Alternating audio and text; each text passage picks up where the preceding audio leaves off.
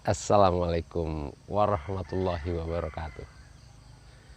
Jumpa lagi di channel Revolusi Indonesia. Kita masih berbagi pengalaman tentang pengalaman goib ya. Goib itu apa ya? Ya pokoknya pengalaman yang berkaitan dengan dunia goib, dimana 3 kali sebenarnya saya mengalami hal yang tidak masuk akal tapi nyata. Yaitu yang pertama seperti saya sampaikan di video sebelumnya, yaitu siksa neraka tahun 88. Kemudian siksa neraka yang kedua itu tahun 2010 kalau tidak salah ya. Dan kemudian peristiwa diangkat ke langit tahun 2013 atau 14. Nah, di ketiga peristiwa itu bagi saya itu susah untuk menyampaikan ke khalayak tentang kebenaran dari peristiwa itu. Ya bagaimana orang bisa percaya dengan peristiwa seperti itu? Mereka tidak melihat, mereka tidak tahu. Namun Allah mungkin memang berkehendak peristiwa itu adalah bagaimana Allah menyusun strategi atau menyusun cara agar manusia mengenalnya lebih nyata.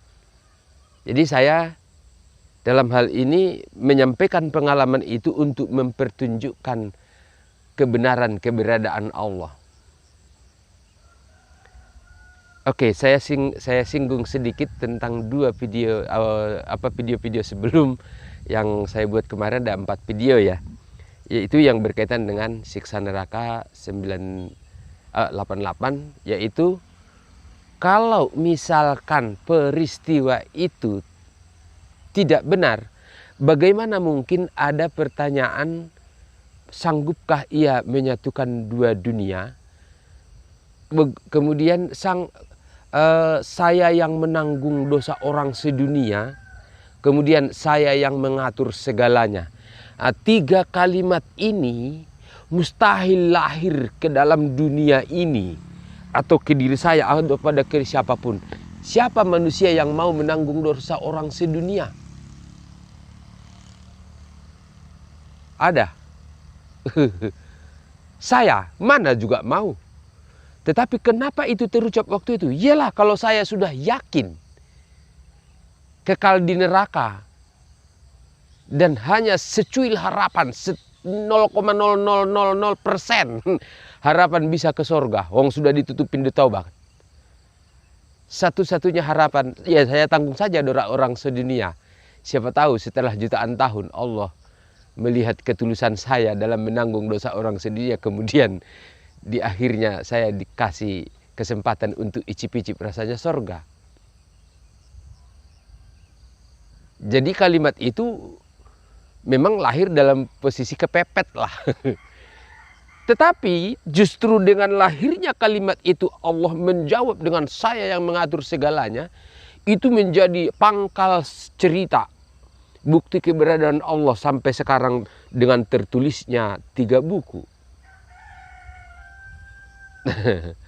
Jadi ini benar-benar sesuatu yang menurut saya sangat sederhana bagi Allah untuk mempertunjukkan keberadaannya yang mustahil manusia manapun bisa menyangkal.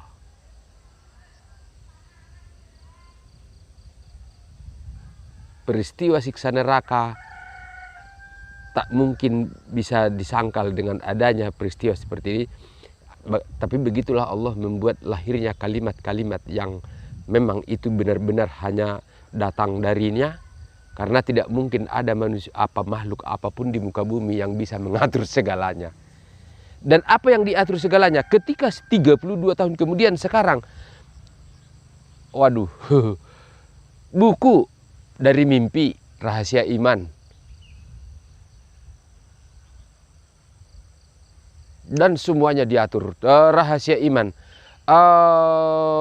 Saya juga mungkin bisa mengurai semua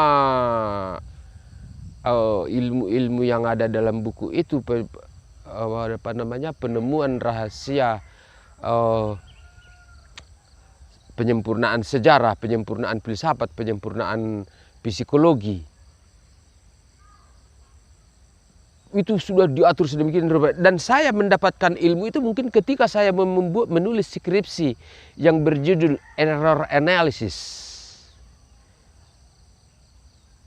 in Simple Past and Present.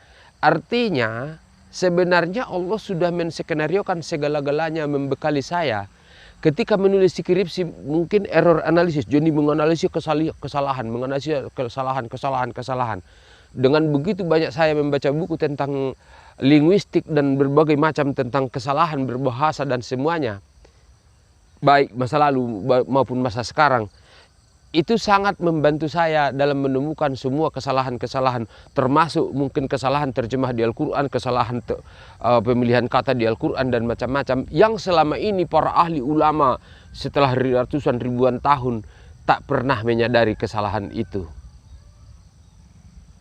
Mungkinkah seorang awam yang tidak pernah belajar agama, yang tidak belajar ilmu filsafat, psikologi secara formal, tapi bisa menemukan itu?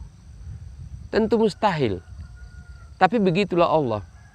Walaupun dikatakan mustahil, saya bukanlah orang yang awam tentang filsafat psikologi, karena saya menguasainya setelah membaca ratusan ribuan buku tentang itu.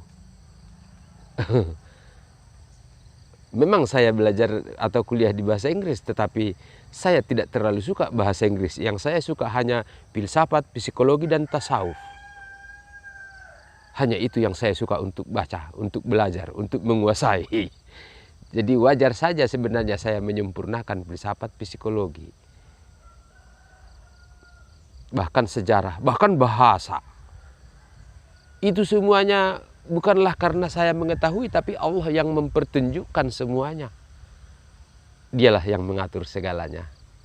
Saudaraku semuanya, siapapun yang melihat video ini, semoga berkenan untuk menyebarluaskan agar segera saja sampai kepada para ahli, para ulama dan pemerintah kita, agar segera saja juga pula kita semuanya bergotong royong untuk mewujudkan bangsa kita menjadi pusat ilmu dan peradaban, agar segera sirna kemiskinan di tanah Ibu Pertiwi, bumi persada Nusantara.